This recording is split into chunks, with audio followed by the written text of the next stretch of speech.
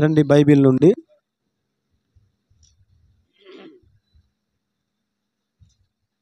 దయచేసి అందరూ శ్రద్ధగా వినండి, ఇంకేం ఆలోచన చేయొద్దు. మొదటి రాజుల గ్రంథము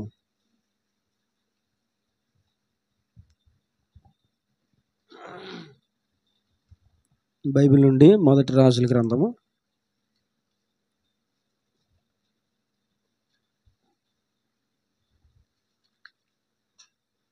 18వ అధ్యాయము.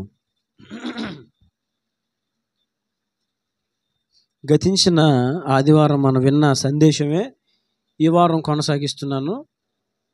దయచేసి శ్రద్ధగా వినండి. మొదటి రాజులు 18వ అధ్యాయము 11, 12 వచనాలు చదవండి. నీవు నీ ఏలిన వాని చెంతకు పోయి ఏలియా ఇచ్చట ఉన్నాడని చెప్పుమని నాకు ఆజ్ఞించుచున్నావే. అయితే నేను నీ యొద్ద నుండి పోవు క్షణమంది. ఈ వచనాన్ని, ఈ మాటను మీరు దృష్టిలో తీసుకోండి, వీలైతే అండర్లైన్ చేసుకోండి.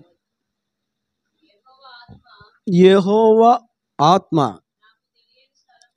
ఏ ఆత్మ? ఈ మాట చూడండి. యెహోవా ఆత్మ నాకు తెలియని స్థలమునకు నిన్ను కొంచిపోవును. అప్పుడు నేను అహాబుకు వర్తమానము తెలియజెప్పిన తర్వాత నీవు అతనికి కనబడిన ఎడల అతడు నన్ను చంపివేయును.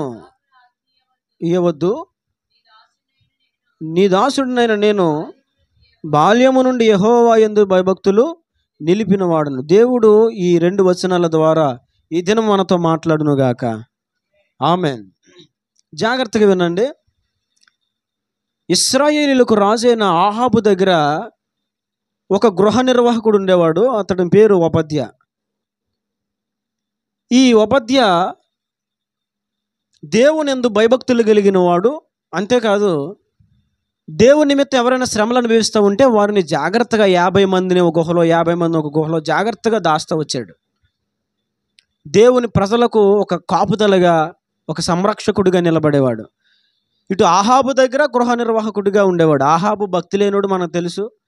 భక్తి కానీ, యథార్థత కానీ, నీతి కానీ, పరిశుద్ధత కానీ అసలు ఏమీ లేని వ్యక్తి, భక్తిహీనుడు ఆహాబు. అతని దగ్గర గృహ నిర్వాహకుడిగా ఉన్న ఈ ఓబద్య మాత్రం దేవుని యందు భయభక్తులు కలిగిన వాడు.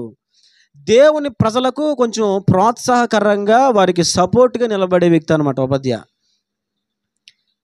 ఈ ఓబద్యకి హఠాత్తుగా ఏలియా ఒకరోజు కనిపించాడు.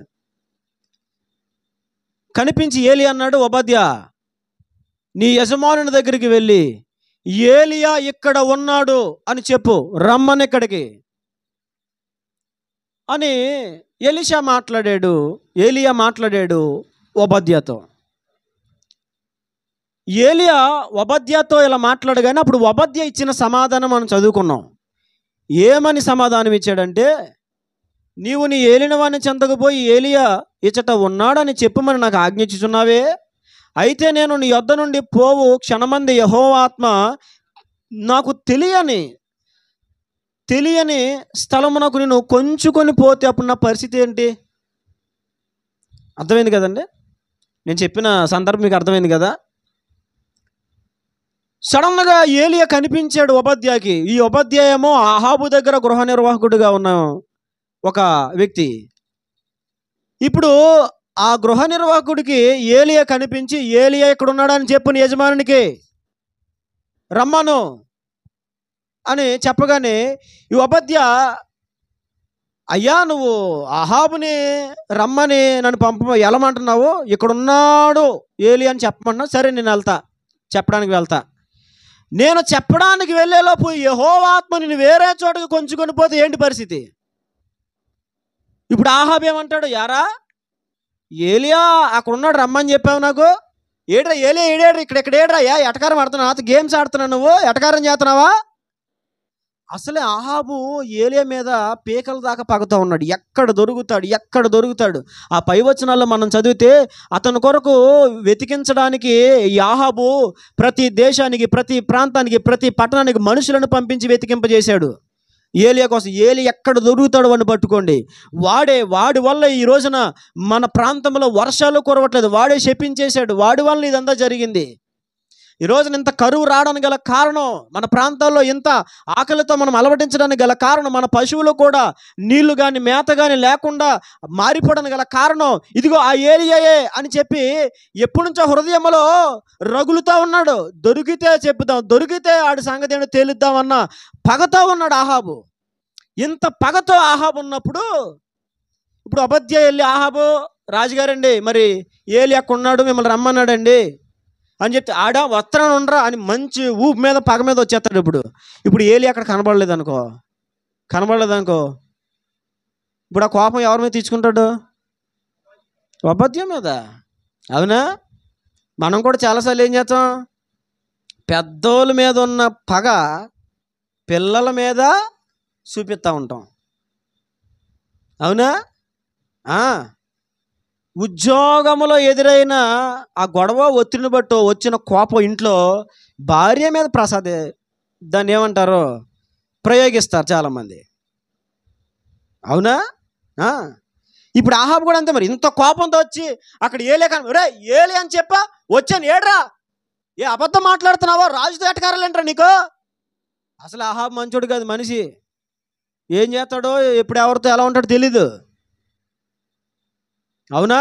అందుకే ఉపధ్య అంటాడు, అయ్యా నా ఏలిన వాని దగ్గరికి వెళ్ళి ఏలి ఎక్కడ ఉన్నాడో రమ్మంటున్నాడు అని నువ్వు చెప్తున్నావు. అయితే ఇప్పుడు నేను వెళ్తాను, ఈలోపు యెహోవా ఆత్మ నేను వేరొక చోటకి కొంచుకొని పోతే, ఈలోపు నేను యజమాని తీసుకుని వచ్చాను, నువ్వు కనబడకపోతే నా పరిస్థితి ఏంటి అంటే, ఈ వాక్యములో ఉన్న ఒక విషయాన్ని మీ దృష్టికి తీసుకురావడానికే నేను ఈ విషయాన్ని జ్ఞాపకం చేశాను.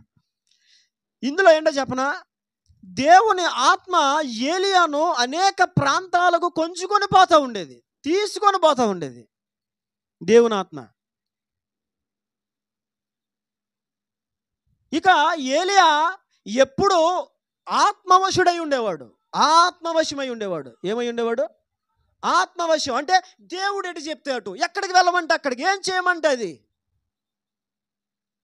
పరిగెట్టమంటే పరిగెట్టడం, పడుకోమంటే పడుకో, నుంచమంటే నుంచని, చేయమంటే చేయడం, గద్దించమంటే గద్దించడం, ప్రకటించమంటే ప్రకటించడం, ఈ శాపాన్ని ప్రకటించండి ప్రకటించడం, ఈ ఆశీర్వాదాన్ని ప్రకటించడం, ఇంక ఏ చెప్తుంది. సంపూర్ణముగా ఏలియా ఆత్మవశమైపోయిన ఒక సేవకుడు, ఆత్మవశమైపోయిన సేవకుడు. ఆత్మవశం. ఇంకా ఎవరి వశంలో ఉన్నాడో, ఎవరి వశంలో ఉంటాడు? చెప్పాలి, కేవలము దేవుని వశము. అందుకే మనం చూస్తాం, ఇంటి దగ్గర నుంచి వచ్చి రాగానే దేవుడు మాట్లాడు, అహాబు దగ్గరికి వెళ్ళి నువ్వు ఇలా ప్రకటించు, వెళ్ళిపోయి ప్రకటించేశాడు. ఇప్పుడు నువ్వు కేరెతు వాగు దగ్గరికి వెళ్ళు, కేరెతు వాగు దగ్గరికి వెళ్ళిపోయాడు. అక్కడ నీళ్ళైపోయింది, ప్రభా మరి నీళ్ళైపోయింది ఏంటి, ఇదిగో సారేపతి విధవరాల దగ్గరికి వెళ్ళిపోయాడు. అక్కడ కొంతకాలం ఉన్నాడు. ఈలోపు వెళ్ళు, అహాబు దగ్గర నిలబడవలసిన సమయం వచ్చింది, ఇప్పుడు వెళ్ళు. అదే నిలబడడానికి వచ్చాడు. ఇప్పుడు ఆ సందర్భం మనం చదువుకున్నాం. అర్థమవుతుందా? ఇది అయిపోయిన తర్వాత దేవుడు హోరేబు పర్వతం దగ్గరికి వెళ్ళు, పరిగెట్టు. దానికి ముందు కర్మేలు పర్వతం దగ్గరికి వెళ్ళు. ఇక బైబిల్లో చూడండి, ఏలియాని దేవుడు ఎక్కడికి వెళ్ళమంటే అక్కడికి వెళ్ళిపోవడమే. ఎందుకో తెలుసా?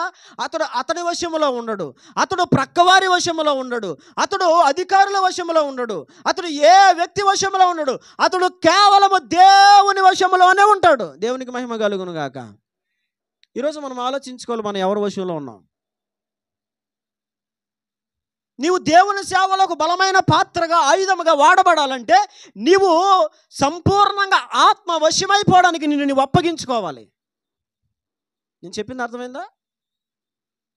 దేవుని చేతిలో, దేవుని సేవలో, ఆయన పనిలో, ఆయన పరిచర్యలో, ఆయన రాజ్య సువార్త వ్యాప్తిలో నీవు బలమైన పాత్రగా వాడబడాలంటే నువ్వు సంపూర్ణంగా దేవుని ఆత్మ నడిపింపుగా అప్పగించుకోవాలి. ఆయన వశమైపోవాలి నువ్వు.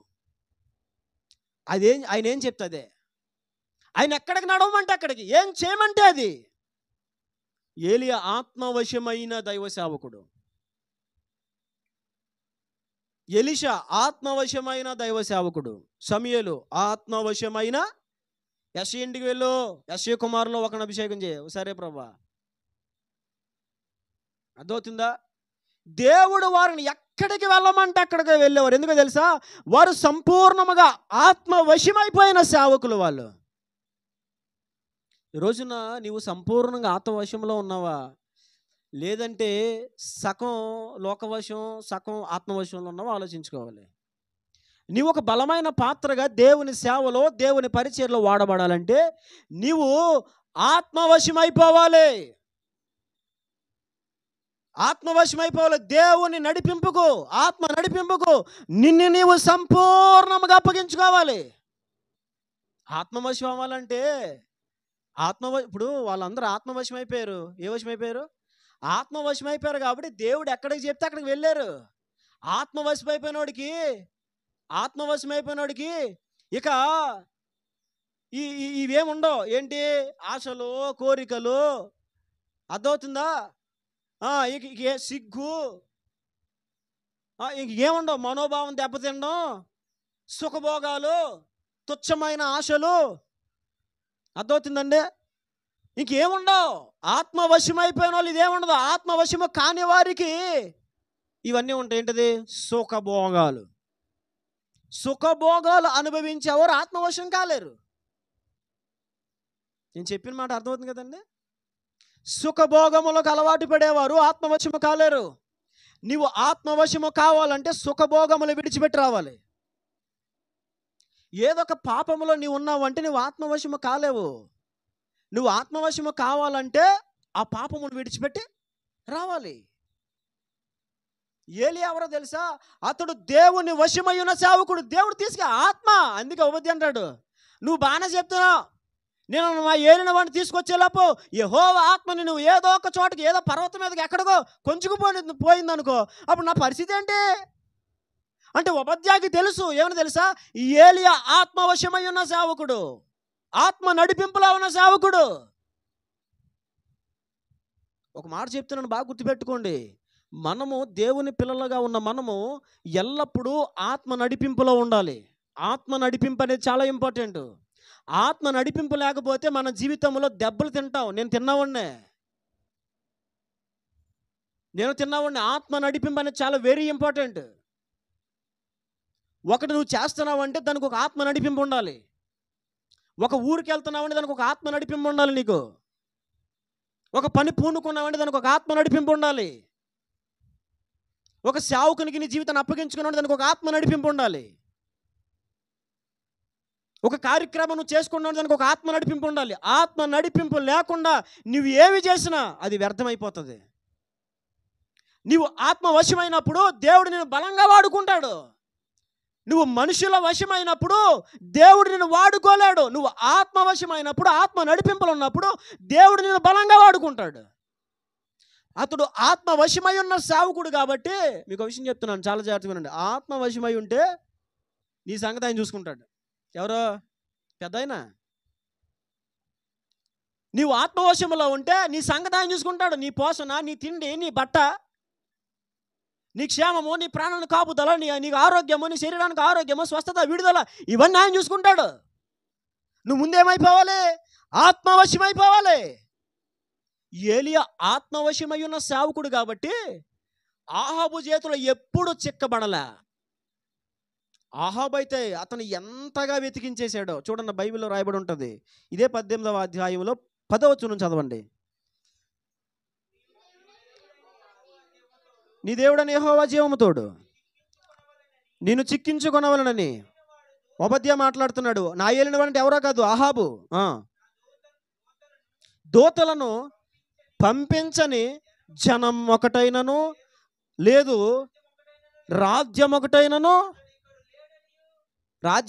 లేదు. ఇక్కడ లేడు. అతడు ఇక్కడ లేడనియు, అతను చూడలేదనియు వారు ఆయా జనముల చేతను రాజ్యముల చేతను ప్రమాణము చేయించుచు. అదవుతుందా? అసలు ఆహాబు ఏలియా కొరకు వెతికించని ప్రాంతాలు లేవు. జనమైన, దేశమైన, రాష్ట్ర అసలు ఏమీ లేదు. ఇదిగో ఈ వ్యక్తిని మీరు చూసారా? లేదయ్యా, మాకు తెలియదయ్యా, చూడలేదయ్యా.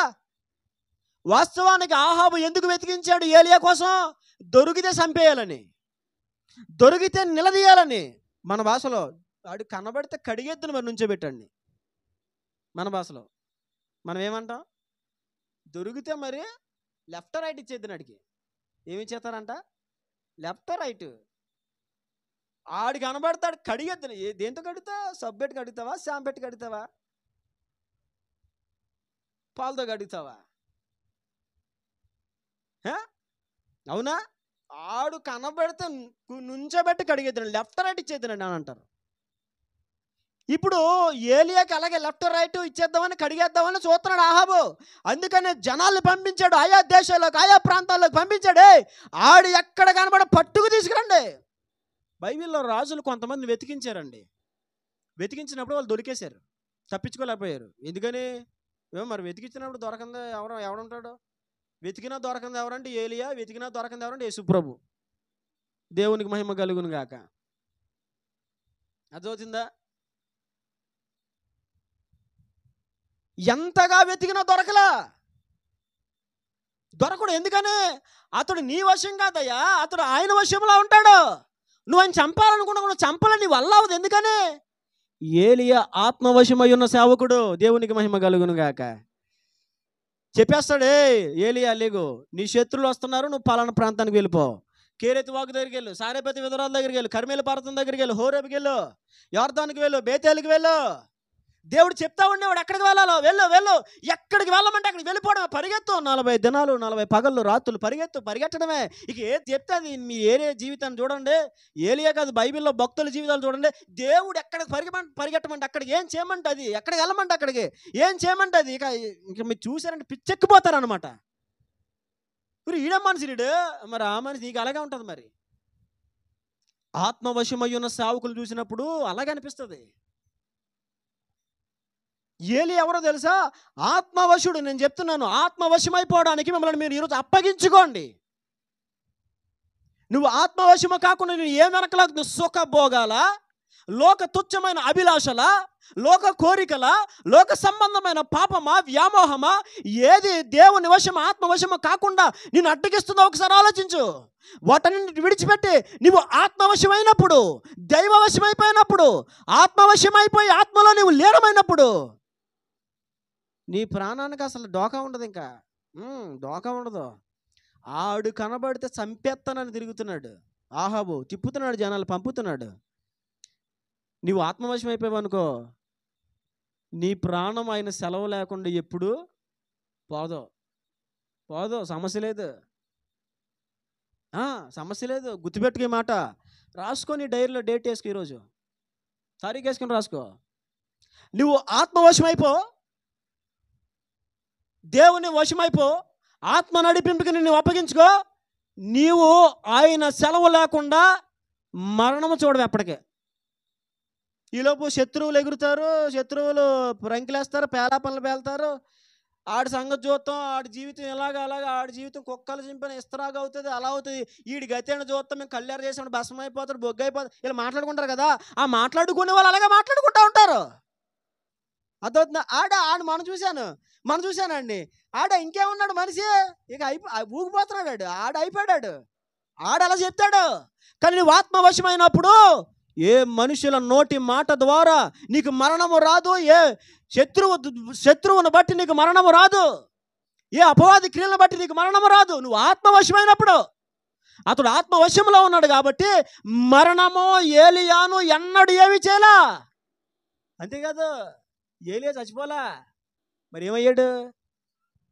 అగ్ని రథాల చేత ఆరోహణుడైపోయాడు. దేవునికి మహిమ కలుగును గాక. నీవు ఆత్మవశమైనప్పుడు నీకు చావు లేదు. ఇంకా నువ్వు ఆత్మవశమయ్యావా, నీ ప్రాణం కోసం నువ్వు భయపడాల్సిన అవసరం లేదు. ఏలి ఎవరు? ఆత్మవశుడైన సేవకుడు. ఎంతగా వెతికించాడండి.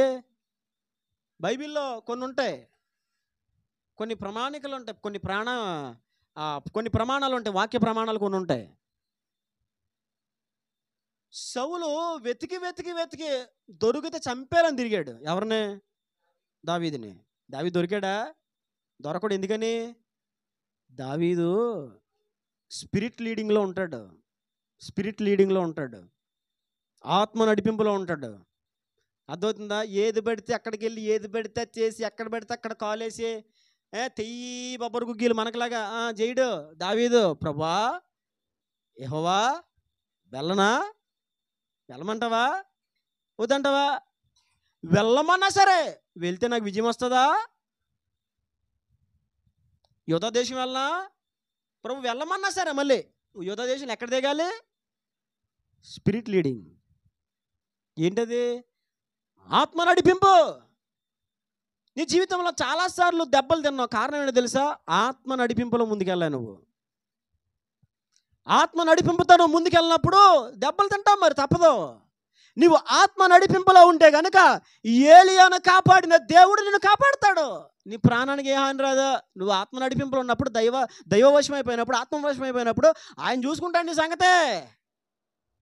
ఏలి ఎప్పుడు బైబిల్ అయ్యబాబు నేను చచ్చిపోతానేమో, అయ్యబాబు నా జీవితం అయిపోయిందేమో, అయ్యబాబు యొక్క చరిత్ర క్లోజ్ ఏమో, ఎంత గట్టిగా మాట్లాడుతున్నాను, నా వల్ల నేను ప్రకటించిన తర్వాత కరువు వచ్చేసింది, మరి అందరూ ఏమి ఆకలి తలమడిస్తున్నారు, నీళ్ళు లేవు, గొర్రెలకు పశువులకు మేత లేదు, నీళ్ళు లేవు, ఏమీ లేవు, నా ద్వారా ఇంత జరిగింది, ఇప్పుడు కనుక నేను ఆహాబు దగ్గర నుంచున్నానంటే నా పని అయిపోయింది అనుకున్నాడా? అనుకోలే. ఎందుకనే? కోపంతో మన భాషలో సొరసొరసొరసొరసొరసొరలాడేస్తున్నాడు. ఎవరు? ఆహాబు. నా పగవాడా అన్నాడు చూడగానే. ఏ కరువు కాలంలో నీ వల్లరా కరువు వచ్చేసింది మాకు అన్నాడే కానీ ఏం చేయలేకపోతున్నాడు. ఎవరినే? ఏం చేయలేడు. ఎందుకనే? ఆత్మవశుడై ఉన్న సేవకు నువ్వేం చేయలేవు.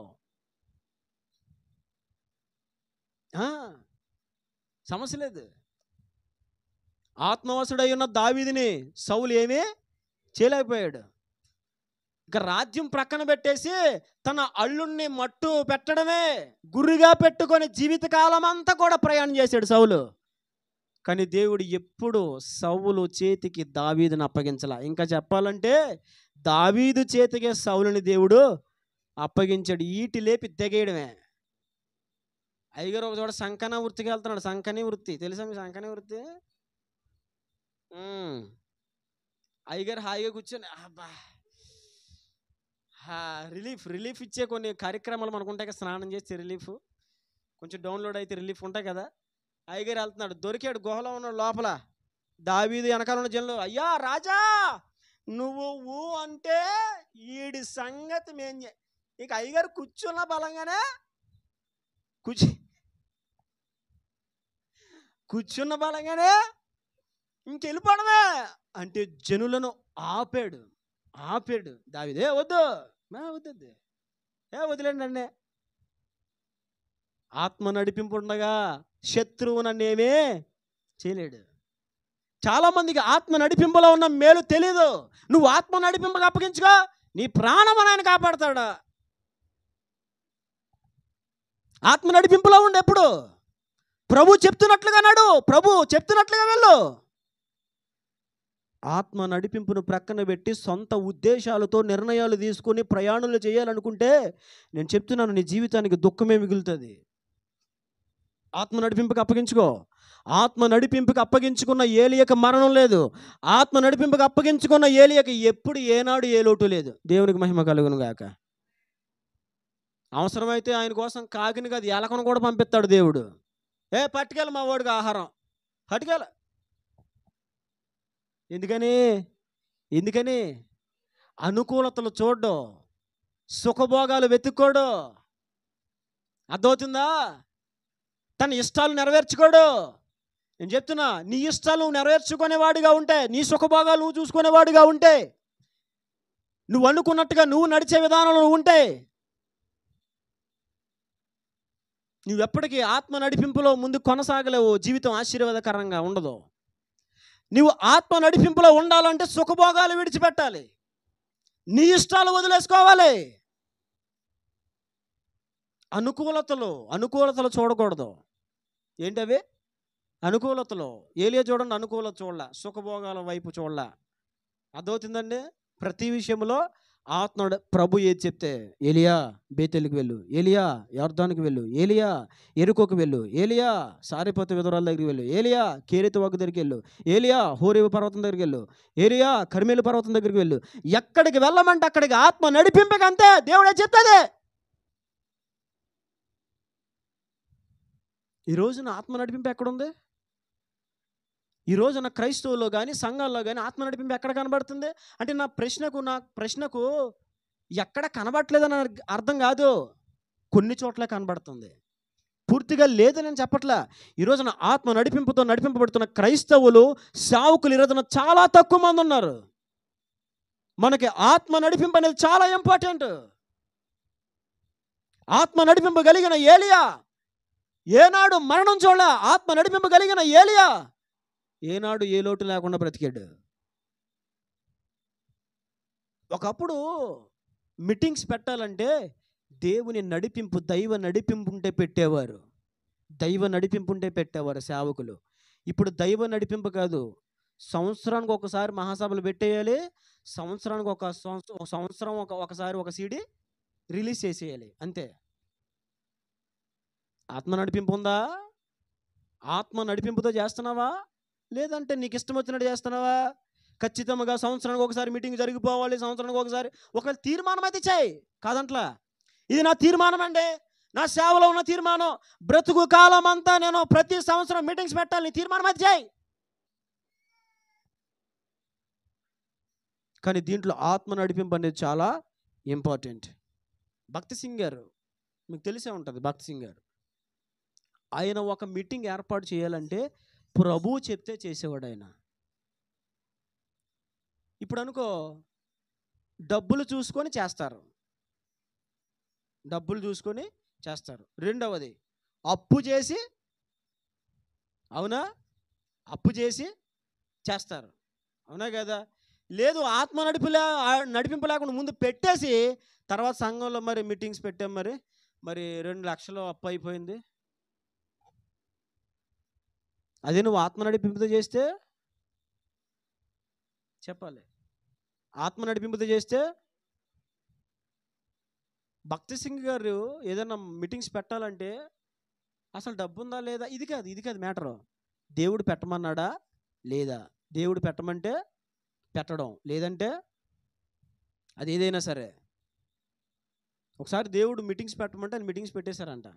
మీటింగ్ కాసేపట్లో ప్రారంభమైపోద్ది, ఆకాశం అంతా దట్టముగా మేఘామృతం అయిపోయి భయంకరమైన ఉరుములు, చిన్న చిన్న చిరు జల్లులు పడతా ఉన్నాయి, మొత్తం మూసేసింది, చీకటిగా మేసింది ఏరియా అంతా. ఆయన మోకరించి స్టేజ్ దగ్గర ఒకటే ప్రార్థన చేశాడంట, ప్రభువా నువ్వు పెట్టమంటే పెట్టాను. ఏమని ప్రార్థన చేశాడు ఆయన? నీవు పెట్టమంటే పెట్టా. ఇప్పుడు వర్షం వచ్చింది అనుకో, ఇక్కడ నీకు మహిమ రాదు, నువ్వు చేయమన్నా నేను చేశాను కాబట్టి వర్షం నీవే ఆపాలి. ఆయన ప్రార్థన చేసి ముగించేసరికి వర్షం అలా ఆగిపోయి చుట్టుప్రక్కల పడుతూ ఉంది తప్ప ఆయన మీటింగ్ పెట్టిన ప్రాంతంలో ఒక్క చినుకు కూడా పడలే. దేంటిది? చెప్పాలి ఏంటిది? ఆత్మ నడిపింపు.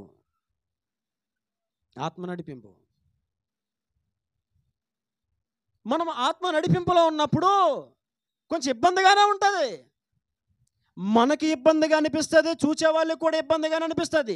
కానీ ఎన్ని ఇబ్బందులైనా, ఎవరు ఇబ్బంది పడినా, నీకు ఇబ్బంది అనిపించినా ఆత్మ నడిపింపుకి నువ్వు అప్పగించుకుంటే గనక నేను చెప్తున్నా, బలమైన ఆయుధముగా దేవుడు మార్చేస్తాడు. దేవునికి మహిమ కలుగును గాక. వారు ఆత్మ నడిపింపుకి అప్పగించుకున్న దైవ సేవకులు కాబట్టి దేవుడు వారిని బలమైన ఆయుధాలుగా వాడుకున్నాడు.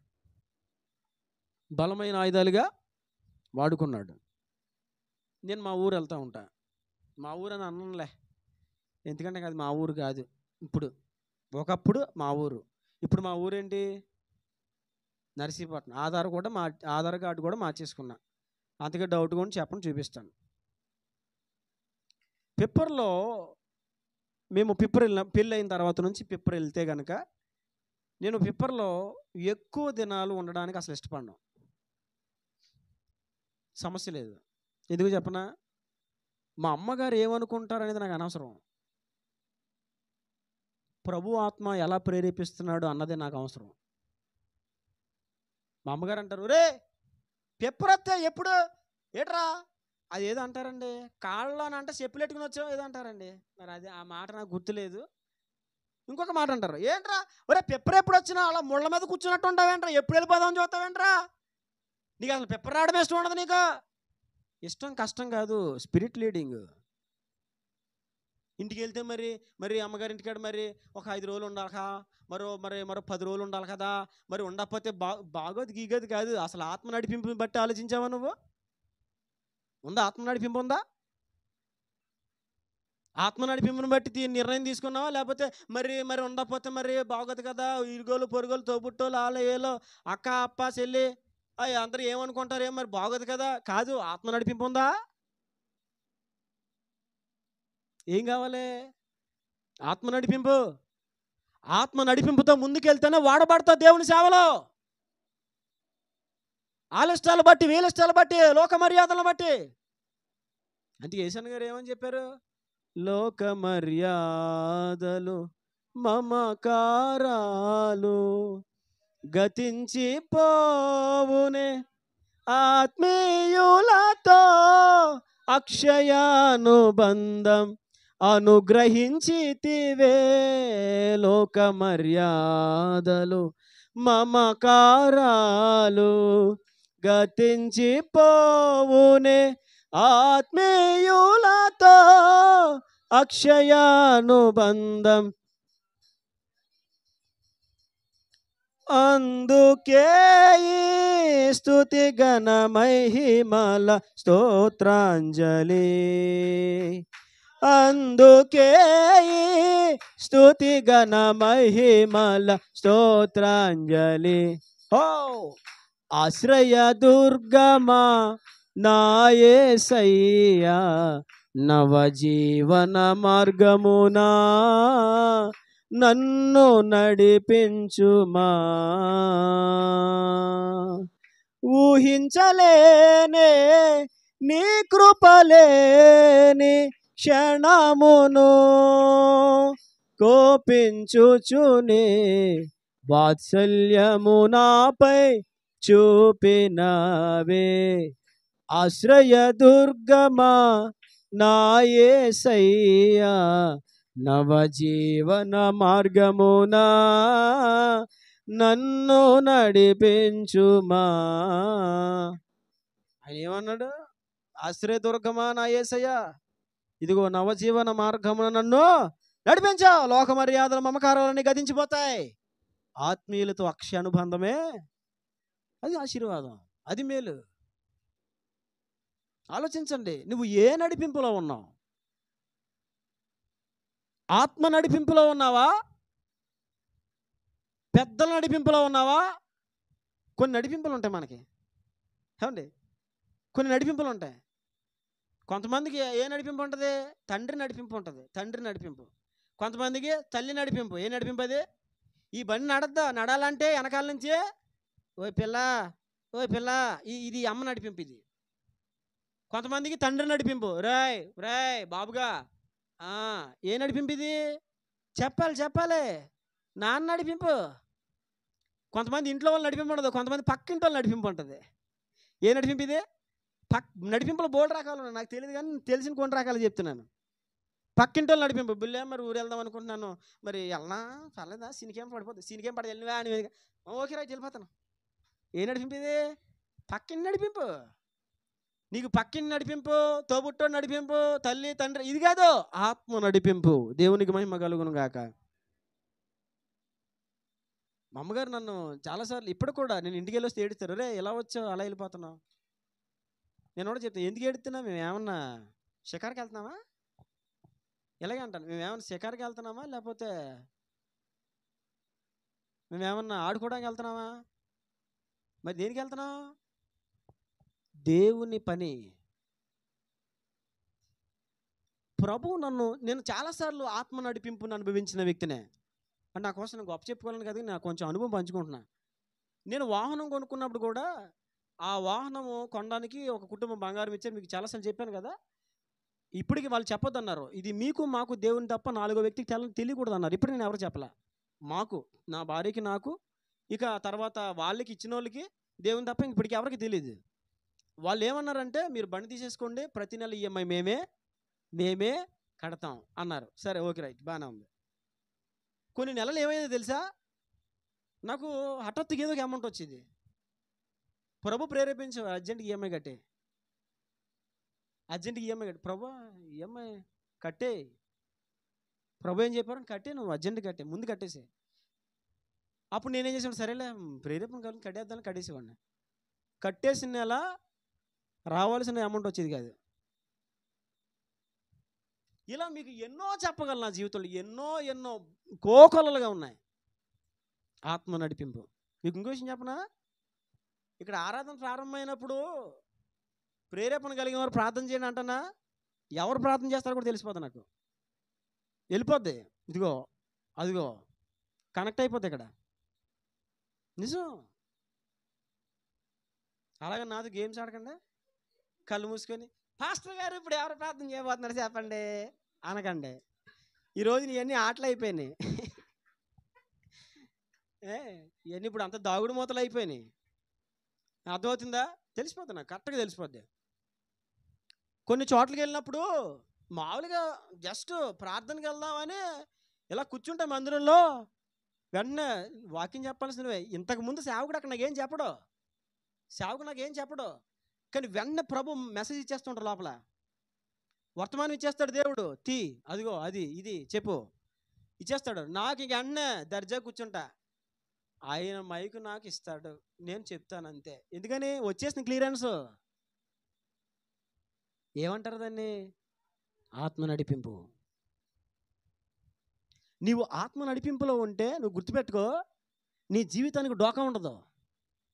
ఏమైపోద్ది, భవిష్యత్తు ఏంటి, నా జీవితం ఏంటి, నా ఆరోగ్యం ఏంటి, అసలు నీకేం లేదు. నువ్వు స్పిరిట్ లీడింగ్లో ఉండు, ఆత్మ నడిపింపుగా అప్పగించుకో, ప్రతిరోజు నడిపిస్తాడు. అందుకే దావీదేమన్నాడు, యెహోవా నా కాపరి, నాకు లేమి కలుగదు. పచ్చిక గల చోట్ల ఆయన నన్ను పరుండజేయుచున్నాడు, శాంతికరమైన జలముల యొద్ద ఆయన నన్ను నడిపిస్తున్న, ప్రాణమునకు సేద తీర్చున్నాడు, నీతి మార్గములను నడిపిస్తున్నాడు. అలా కిందకు వస్తే ఏమన్నాడు, గాఢాంధకారపు లోయలో సంచరించినను ఏ అపాయమునకు భయపడను, ఎందుకనే నీవు నాకు తోడను, నీ దుడ్డు కర్రయు నీ దండము నన్ను. దేవునికి మహిమ కలుగును గాక. ఆత్మ నడిపింపుగా అప్పగించుకో. నువ్వు చేసేది ప్రతి స్పిరిట్ లీడింగ్లో ఉండి చేస్తున్నావా? ఆత్మ నడిపింపుతో ముందుకెళ్తున్నావా? ఇష్టం వచ్చినట్టు ముందుకెళ్తున్నావా? ఏదైనా అనుకుంటే చేసేయడమే, ఎక్కడికైనా వెళ్ళాలని వెళ్ళిపోవడమే కాదు. ఆత్మ నడిపింపు, దిస్ ఈజ్ వెరీ ఇంపార్టెంట్.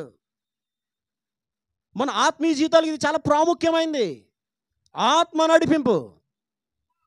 నేను చాలాసార్లు దెబ్బతిన్నాను. అలాగే ప్రభు నన్ను ప్రేరేపించారు. 2017 40 దినాల ఉపవాసం ఉన్న తర్వాత ప్రభు నన్ను ప్రేరేపించారు. పరిశుద్ధాత్మ ప్రేరేపిస్తాడు, ఎక్కువ మాట్లాడుకో, మాటలు తగ్గించుకో, కంట్రోల్గా ఉండు అని దేవుడు నాతో మాట్లాడుతుంటే ఆత్మ నడిపింపుని త్రొక్కు పెట్టాను నేను. దాని ద్వారా విడిచిపెట్టిన పాపం వైపు మరలా చూడాల్సి వచ్చింది. అందుకే చెప్తున్నా, దయచేసి 2 చేతులు జోడించి చెప్తున్నా, ఆత్మ నడిపింపుగా అప్పగించుకోండి, పరిశుద్ధాత్మ నడిపింపుగా అప్పగించుకోండి. పరిశుద్ధాత్మ నడిపింపు ఎలాగ నాకు తెలుస్తుందండి అని అంటే కానీ చెప్తున్నా, సుఖాలు వదులుకో, లోక సంబంధ ఆకర్షణలు వదులుకో, నీ ఇష్టాలు వదులుకో, అనుకూలతలు వదులుకో, దేవునికి వ్యతిరేకమైన ప్రతి కార్యం వదులుకో. ఆత్మ నడిపింపుని నడిపించకపోతే అప్పుడు నన్ను అడుగు. దేవునికి మహిమ కలుగును గాక. ఆత్మ నడిపింపులో ఏలియా ఉన్నాడు కాబట్టి అతనికి ఎప్పుడు ఏమీ కొదువు కాల. అంతేకాదు అతనికి ఎప్పుడు మరణమో కాలే, తెగ తిప్పిచ్చేసాడు, గాలి ఇచ్చేసాడు అంతే. ఆహాబు ఎప్పుడు దొరకలే. కారణం ఏంటి తెలుసా? ఏలియా ఆత్మ నడిపింపగలిగిన దైవ సేవకుడు.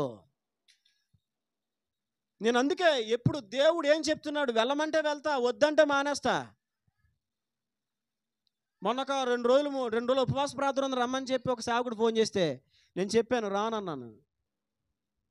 ఏమండి అక్కడ ఉపవాస ప్రార్థనలో అవకాశం అయితే ఎవడ పోగొట్టుకుంటాడండి? అవునా? నేను రానన్నా. అందుకే మా అన్నయ్య, మా చిన్నాన్ని ఎప్పుడైనా ఫోన్ చేస్తే చెప్తాడు ముందే, ఇలా అనుకుంటున్నాను సార్, నువ్వు ప్రార్థన చేయి, దేవుని ఇచ్చేసి చెప్పు అని అంటాడు మా అన్నయ్య. నిత్యము ఆత్మ నడిపింపులో ఉంటే నిన్ను బలమైన సాధనంగా దేవుడు వాడుకుంటాడు. ఆత్మ నడిపింపు అంటే ఏమీ లేదు. నలుగురిలో ఉన్నప్పుడు దేవుడు అంటాడు మరుగ్గేలు ప్రార్థన చేయి అంటాడు, అంతే. అదే నా ఆత్మ నడిపింపు. నువ్వేం చేస్తావు? ఇప్పుడు నలుగురి మధ్యలోనండి లేచిపోయి ప్రార్థన చేసుకుంటే భక్తిపరుడు భక్తిపరురాలు అనుకుంటారు కాబట్టి వారు వెళ్ళిన తర్వాత చేసుకుంటాను, వారేమో వెళ్ళరు. వారు ఏం చేస్తారు? వారు వెళ్ళరు, మళ్ళీ ప్రార్థన చేసుకునేవారు. అప్పుడు నువ్వేం చేయాలి? కొద్ది నిమిషాలు వస్తానుండండి ప్రార్థన చేసుకుంటానని. ఆత్మ నడిపింపు అంటే ఏంటో తెలుసు? ఆత్మ నడిపింపు ఎప్పుడు మనల్ని నడిపిస్తుంది కాబట్టి దానికి మనమే లోబడం. దేవుని ఆత్మ నడిపిన మనమే తొంగలో తొరకేస్తాం. దేవుని ఆత్మ నడిపింపును మనం ప్రక్కన పెడతాం. దేవుడు ఎప్పుడు తన నడిపింపిస్తాడు. మనము ఆత్మ నడిపింపు కంటే మనుషుల నడిపింపు, హృదయ నడిపింపు, సొంత నడిపింపుతో ముందుకెళ్తా ఉంటాం. సొంత నడిపింపు, మనుషుల నడిపింపు ఇది కాదు. ఆత్మ నడిపింపు. ప్రభు ఏం చెప్తున్నారు? చాలాసార్లు ఆత్మ నడిపింపుని త్రొక్కుబెట్టి ప్రార్థన చేయడం మానలేదా లేదా నువ్వు? చాలాసార్లు ఆత్మ నడిపింపును త్రొక్కుబెట్టి ఉపవాసం ఉండడం మానలేదా? చాలాసార్లు ఆత్మ నడిపింపును త్రొక్కుబెట్టి వాక్యం చదవడం మానలేదా? వాక్యము చదవాలన్న తలంపు కలుగుతున్నా త్వరగా స్నానం చేసి వాక్యం చదువుకోవాలి అన్న తలంపు కలుగుతున్నా చాలాసార్లు ఇంటికి వచ్చి కాలయాపన చేయలేదా? ఆత్మ నడిపింపును త్రొక్కేస్తున్నావు నువ్వు. నువ్వు ఇలా అయితే వాడబడలేవు. కష్టం కాదు, అసలు వాడబడలేవు. నువ్వు ఆత్మ నడిపింపుకు అప్పగించుకున్నప్పుడు వాడబడతావు. నువ్వు ఆత్మ నడిపింపుకు అప్పగించుకున్నప్పుడు దేవుడు నిన్ను ఎలా నడిపిస్తాడో నీకు అర్థమవుతుంది. ఆత్మ నడిపింపుకు నువ్వు అప్పగించుకున్నప్పుడు ప్రభు స్వరం చాలా క్లియర్గా వింటావు, నువ్వు చాలా తేటగా వింటావు. ఆత్మ నడిపింపుకు నువ్వు అప్పగించుకున్నప్పుడు ప్రభు దర్శనాలు చాలా తేటగా చూడగలుగుతావు. ఒకప్పుడు ఆత్మ నడిపింపుకు అప్పగించుకున్నావు, ఒకప్పుడు ఆత్మ నడిపింపులో ఉన్నావు, కానీ ఇప్పుడు ఆత్మ నడిపింపులో లేవు. ఇప్పుడు ఏమైపోయావు తెలుసా? నీ శరీర నడిపింపుకి వెళ్ళిపోయావు, నీ దేహ నడిపింపుకి వెళ్ళిపోయావు. అమ్మో నేను ఉండలేను, అమ్మో నేను చేయలేను, అమ్మో నా వల్ల కాదు. ఆత్మ నడిపింపులోకి రా. ఆత్మ నడిపింపులో ఉన్నప్పుడు శరీరము ఆయన చేయలే, నీ వల్లదే, నువ్వేం చేస్తావుదా? ఎవరు? మనకున్న ఫస్ట్ శత్రు ఎవరు? మనదే. ఎందుకు ఆయన పాట రాసి భలే ఉంటుంది పాట అది. శరీరమే నీవని నీకు పరిచయం చేసే అబద్ధం ఈ జననం, శరీరంలో నుండి నిన్ను బయటికి రప్పించే నిజమేగా ఈ మరణం అని రాశాడు ఒక ఆయన. శరీరమే నువ్వని చెప్పేది అబద్ధం, లోపల ఉన్న ఆత్మ నీవని చెప్పేది నిజం.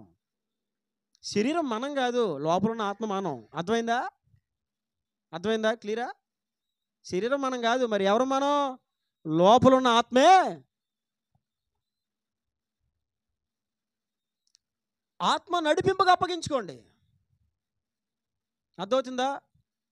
మనుషుల ఇష్టము, మనుషుల మమకారము, మనుషుల అనుకూలతలు, మనుషుల ఆప్యాయతలు మనము చూసుకుంటూ కూర్చుంటే నీ కోసము దేవుడు ఆగడో, దేవుని పని ఆగదో.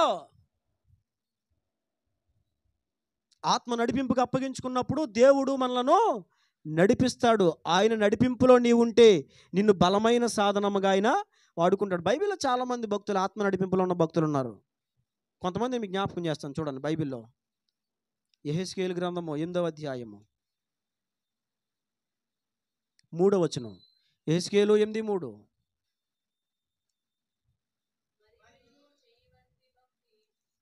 మరియు చేయవంటిది ఒకటి. చూడండి ఇక్కడ. పట్టుకొనగా ఆత్మ భూమి ఆకాశముల మధ్యకు నన్నెత్తి నేను దేవుని దర్శనములను చూచుండగా యెరూషలేమునకు ఉత్తరం వైపున ఉన్న ఆవరణ ద్వారము దగ్గర రోషము పుట్టించు విగ్రహ స్థానములో నన్ను దించాను. చాలు. ఇక్కడ చూడండి, ఆత్మ నడిపింపులో ఉన్న మరొక దైవ సేవకుడు మనకు కనిపిస్తున్నాడు, ప్రవక్త అయినటువంటి యెహెజ్కేలు. అక్కడ రాయబడే ఉంది, ఇదిగో చేయవంటిది ఒకటి, ఆయన చాపిన తల వెంట్రుకలు పట్టుకొనగా ఆత్మ భూమి ఆకాశంలో వద్దకు నన్ను ఎత్తుకొనే పోయి దేవుని మందిరము దగ్గర దించింది దేవుని ఆత్మ. అంటే యెహెజ్కేలు ఎవరి వశంలో ఉన్నాడు? ఆత్మవశములో ఉన్నాడు. ఆత్మవశమైన వారు, మీకు ముందు ఒక 2 విషయాలు జ్ఞాపకం చేశాను. ఆత్మవశములో నీవు ఉంటే నీ జీవితము గురించి, నీ ప్రాణము గురించి నువ్వు చింతపడాల్సిన అవసరం ఏమీ ఉండదు. ఆత్మవశములో నీవు ఉంటే నీ ప్రతి అవసరత గురించి నీకు చింత అవసరం లేదు. ఎందుకని నీ ప్రతి అవసరత అక్రత ఆయన తీరుస్తాడు. అర్థమవుతుందని చెప్పిన మాట. ఇప్పుడు ఆత్మవశమైపోయినటువంటి యెహెజ్కేలుకి దేవుడు ఏం చెప్తున్నాడో తెలుసా? అక్కడ ఇశ్రాయేలీలు చేస్తున్న పని గురించి దేవుడు చెప్తున్నాడు. ఇశ్రాయేలీలు దేవునికి విరోధంగా, దేవునికి వ్యతిరేకంగా వారు చేస్తున్న కార్యాల గురించి దేవుడు మాట్లాడుతున్నాడు. నీవు ఆత్మవశమైనప్పుడు నీ ప్రాణమును ఆయన కాపాడుతాడు. నీవు ఆత్మవశమైనప్పుడు నీ అవసరతలు ఎక్కడతను ఆయన చూసుకుంటాడు. నీవు ఆత్మవశమై ఉన్నప్పుడు కుటుంబంలో జరుగుతున్న అవిధేయత ఏంటో, సంఘములో జరుగుతున్న అవిధేయత ఏంటో, సంఘములో ఉన్న పాపం ఏంటో అదవుతుందా? ప్రతిదీ కూడా దేవుడు నీకు బోధిస్తాడు. దేంట్లో ఉన్నప్పుడు? ఆత్మవశం ఉన్నప్పుడు జరుగుతున్నది దేవుడు నీకు చూపిస్తాడు. ఇప్పుడు జరుగుతుంది చూపిస్తున్నాడు అక్కడ దేవుడు. ఎవరికి? యెహెజ్కేలుకి. ఎందుకు చూపిస్తున్నాడు? యెహెజ్కేలుకి ఎందుకు చూపిస్తున్నాడు దేవుడు? ఆత్మవశమై ఉన్నాడు. నువ్వు ఆత్మవశమై ఉండు, జరుగుతున్నది దేవుడు నీకు చూపిస్తాడు. దేవుడు ఏం చేస్తాడు? జరుగుతున్నది చూపిస్తాడు. ఒకరోజు నేను పడుకున్నా పిప్పర్లో. పడుకుంటే ప్రార్థన చేసుకున్నాను, పడుకున్నాను. అప్పుడు కొత్తగా పెళ్ళయింది. మా మామయ్య గారు కరెక్ట్గా పిప్పర్ వచ్చారు. అప్పుడు నా భార్య అక్కడ ఉంది, మామయ్య గారికి సంథింగ్ ఏదో పెడుతుంది. నేను ఈ గదిలోకి వచ్చి ప్రార్థన చేసుకొని కాసేపు పడుకున్నా. పడుకుంటే నాకు కల అవుతుంది. ఆ కల్లో ఒక ఆమెకి ఒకడు మెసేజ్ పెడుతున్నాడు. కల్లో ఈమె ఆడికి మెసేజ్లు పెడుతుంది. కళ నేను చూస్తూ అనుకుంటున్నాను, ఈమెకి పెళ్ళయిందిగా, ఎందుకు ఆడికి మెసేజ్లు పెడుతుంది అని అనుకుంటున్నా. మెలకు వచ్చింది. ఈ వ్యక్తిని దేవుడు స్పష్టంగా చూపించాడు. డైరెక్ట్గా ఫోన్ చేశాను. ఫోన్ చేసి పలానా వ్యక్తికి నువ్వు మెసేజ్లు, నేను ఫస్ట్ ఏమన్నానంటే, నేను అడిగిన దానికి కరెక్ట్గా సమాధానం చెప్పు, అబద్ధం మాట్లాడుకో. అవునంటే అవునని చెప్పు, కాదంటే కాదని చెప్పు. నువ్వు పలానా వ్యక్తికి మెసేజ్లు పెడుతున్నావా అని అడిగా. పెడుతున్నాను. ఆడితో నువ్వు ఫోన్లు మాట్లాడుతున్నావా అని అడిగా. మాట్లాడుతున్నాను అన్నాను. అప్పుడు చెప్పా, పిచ్చి పిచ్చి వేషాలు ఎత్తున్నావు నువ్వు, పెళ్ళైందన్న విషయం మర్చిపోతున్నావా అని తిట్టా. ఎందుకు దేవుడు నాకు చూపించాడు? యథార్థం జరిగింది. ఇలా ఎన్నో. ఒకసారి ఒక ఆయనకి సువార్త చెప్పడానికి వెళ్తే ఆయనేమో, నేను ఇంటి దగ్గర లేనండి పాటర్ గారు అన్నాడు. కానీ ప్రభు ఆత్మ అంది, నువ్వు వెళ్ళి ఉంటాడు. నువ్వు వెళ్ళి ఉంటాడు. ఆయనే ఫోన్లో ఏమన్నాడా? పాటర్ గారు ఇంటికాడ లేనండి బాబా, బయట ఉన్నానండి అన్నాడు. నువ్వు వెళ్ళి ఇంటికాడ ఉంటాడు. నేను ఇంటికి వెళ్ళేసరికి అయ్యగారు ఫుల్గా తాగేసి లింగి పంచి మొత్తం పైకి లేసిపోయి అటుకులో మరమరలు ఏ తిన్నట్టున్నాడండి. మొత్తం ఒళ్ళంతా తొంపేసుకొని ఇలా ఎట్టేసుకొని మొత్తం ఎయిర్ ఫ్రీ ఇలా నిద్రపోతున్నాడు ఇంటికి వెళ్ళేసరికి. మనోడి పేరు సూరిబాబు. అన్నా సూరిబాబు అన్నాను. లెగిసిపోయి, అయ్యగారండి ఎలా వచ్చేసారండి బాబా అని సర్దేసుకున్నాడు. ఇప్పుడు అయ్య బాబా అయ్యగారండి, అయ్య బాబా అయ్య బాబు ఎలా వచ్చేసారండి అండి, ఎలా తెలిసిపోయిందండి? మరి ఆత్మ నడిపింపు. అది ఏంటది? ఆత్మ నడిపింపు. నిజం. మీకు ఆత్మ నడిపింపులో ఉన్న కష్టం అనిపిస్తుంది, కానీ నువ్వు ఆత్మ నడిపింపులో ఉన్నావు అనుకో, నీ ప్రాణానికి డోకా ఉండదు. నువ్వు ఆత్మ నడిపింపులో ఉన్నావు అనుకో, నీకేం కదువు కాదు, నీకు ఏది కావాలని చూసుకుంటాడు. నువ్వు ఆత్మ నడిపింపులో ఉన్నావు అనుకో, ఏం జరుగుతుందో దేవుడు నీకు చెప్పేస్తాడు. నీ పిల్లలు బయటికి వెళ్ళి ఏమి చేస్తున్నారో దేవుడు నీకు చూపిస్తాడు. నీ కుటుంబంలో ఏం జరుగుతుందో, వారి అంతరంగంలో ఏముందో కూడా నీకు దేవుడు. కొంతమంది వాళ్ళకి అలా ఆలోచన చేసుకుని వాళ్ళు అలా అనేసుకుంటున్నారు, ఇలా అనేసుకు, అది ఆత్మ నడిపింపు కాదు, నీ భ్రమది. దాంట్లో నుంచి ఎక్కడికి రావాలి? ఆత్మ నడిపింపులోకి రావాలి. వాళ్ళు భావం అదే, వాళ్ళు ఇంత వాళ్ళ అది కాదు, నువ్వు క్రియేట్ చేసుకున్నది కాదు. నేరుగా పరిశుద్ధాత్మ దేవుడు నీకు చెప్పింది స్పష్టంగా. ఆయన చెప్పేది మసకగా ఉండదు. అర్థమవుతుందా? అదేదో పాట ఉంది కదా, మసక చీకట్లో, అలా ఉండదు. దేవుడు చెప్పేది చాలా క్లియర్గా ఉంటుంది. అర్థమవుతుందా? మసకగా ఉండదా? ఆ మసక లోకం. దైవ నడిపింపు, ఆత్మ నడిపింపు, నువ్వు ఆత్మవశమైనప్పుడు అది చాలా క్లియర్గా ఉంటుంది. చాలా క్లియర్గా ఉంటుంది. నీవు ఆయన వశమైపోయినప్పుడు దేవుడు ఏం జరుగుతుందో దేవుడు చెప్తాడు. నీకు ఏమి జరుగుతుందో దేవుడు చెప్తాడు. ఎలీషాకి దేవుడు చెప్పలేదా గెహజీ ఏం చేస్తున్నాడు? అవునా? ఎలీషాకి దేవుడు చెప్పలేదా? చాలా స్పష్టంగా చెప్పాడు. ఇదిగో వాడు రథం వెనకాల పరిగెడుతున్నాడు, వాడు ఇదిగో మంచి షీనారు వస్త్రాలు తీసుకున్నాడు, ఇదిగో వాడు వెండిని తీసుకున్నాడు, ఇదిగో వాడు రథం ఎక్కించుకుని వాళ్ళ ఇంటి దగ్గర దించుకున్నాడు. అట్లే చెప్పేస్తున్నాడు దేవుడు. ఎందుకో తెలుసా? వారు ఆత్మవశమై ఉన్న సేవకులు. చాలా జాగ్రత్త. ఆత్మవశమై ఉండడం చాలా ముఖ్యమైన పని. మనం ఏది చేసినా ఆత్మవశం అయిపోవాలి. ఆత్మ ప్రేరేపిస్తే చేయాలి. ఆయన ఉండమంటే ఉండాలి, ఆయన వెళ్ళమంటే వెళ్ళాలి, ఆత్మవశం అయిపోవాలి. అంతేగాని అంటే మరి బాగోదు కదండి, మరి అందరూ చూస్తారు కదండి, మరి ఇలాగైతే ఇబ్బంది కదండి. కాదు, ఆత్మవశం. ఆత్మవశం, పరిశుద్ధాత్మవశం అయిపో. ఎలా నడిపిస్తున్నాడో ఆయన అలా నడువు. చాలాసార్లు దేవుడు అలా నడిపిస్తూ వచ్చాడు. చాలాసార్లు దైవ సేవకులు చాలామందిని కూడా దేవుడు అలాగే నడిపించాడు. మీకు చెప్పాను, గుర్తుందో లేదో. భక్త్ సింగర్ అలాగే ఒకసారి ఆకలి అవుతూ ఉంటే ప్రభు అన్నారంట, ఒక మంచి హోటల్ చూపించి అక్కడికి వెళ్ళమన్నారంట భోజనం చేయడానికి. Spirit leading. ప్రభా నువ్వు అక్కడికి వెళ్ళమంటున్నావు, మరి దగ్గర డబ్బులే ప్రభా. నువ్వు వెళ్ళా, ఆయన వెళ్ళిపోయి చక్కగా కావాల్సింది ఆర్డర్ పెట్టి తినేసి వస్తూ ఉంటే ఆయన తిరిగి ఇలా కౌంటర్ దగ్గరకు వచ్చి బిల్లు కట్టడానికి ఇలా వచ్చేసరికి వెంటనే ఒక ఆయన పరిచయమైన ఒక వ్యక్తి వచ్చి, బ్రదర్ ప్రైజ్ లాడండి, ఏంటి ఎక్కడికి వచ్చారు, భోజనం చేశారు, బిల్లు అంతా నేను కట్టేస్తానని తీసి కట్టేశాడు. ఏంటది? ఆత్మ నడిపింపు. యెహెజ్కేలు ఆత్మవశమై ఉన్నాడు కాబట్టి దేవుడు యెహెజ్కేలు చెప్తున్నాడు, యెహెజ్కేలు చూడు వాళ్ళు ఏం చేస్తున్నారు, రోషము పుట్టించు, విగ్రహములు వారు మందిరములో పెట్టారు, వారి వీపులు నా వైపుకు తిప్పారు, వారు మొఖాలు సూర్యుని వైపుకు తిప్పారు. చూడు వాళ్ళు చేస్తున్న పనులు ఏంటో. వాళ్ళు చేస్తున్నంత దేవుడు యెహెజ్కేలుకి తెలియజేస్తాడు. కారణం ఏంటో తెలుసా? యెహెజ్కేలు అతని వశములో ఉండే సేవకుడు కాదు, అతడు ఆత్మవశమై ఉన్న సేవకుడు. దేవునికి మహిమ కలుగును గాక. మరొక భక్తుని మీకు జ్ఞాపకం చేస్తాను రండి. ఇర్మియా గ్రంథం 18వ అధ్యాయము 18, 1-2 వచనాలు. యెహోవా యొద్ద నుండి ఇర్మియాకు ప్రత్యక్షమైన వాక్కు, నీవు లేచి కుమ్మరింటికి పొమ్ము.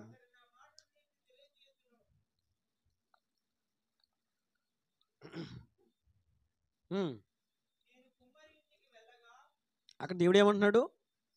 ఇర్మియా నీవు లేచి కుమ్మరింటికి పో. దేవుడు ఏమంటున్నాడు? అక్కడ పనేం చెప్పలా, కుమ్మరింటికి వెళ్ళి అంతే. ఎవరితో? ఇర్మియాతో దేవుడు ఏమంటున్నాడు? నువ్వు కుమ్మరింటికి వెళ్ళు. అక్కడ ఏం చేయాలి అప్పుడు చెప్తాను నీకు. అక్కడ అదేంటారు, నువ్వు లేచి కుమ్మరింటికి పో. అక్కడ 2వ వచనం చూడండి, 2వ వచనం చివరిలో, అక్కడ నా మాటలు నీకు. అక్కడ ఏంటది? అక్కడ ఆత్మ నడిపింపు చాలా ఇంపార్టెంట్. దావీదుకి ఆత్మ నడిపింపు ఉంది, సౌలుకి ఆత్మ నడిపింపు లేదు, దెబ్బ తినేసాడు. ఇంకొక అనుభవం కూడా మీకు జ్ఞాపకం చేస్తాను.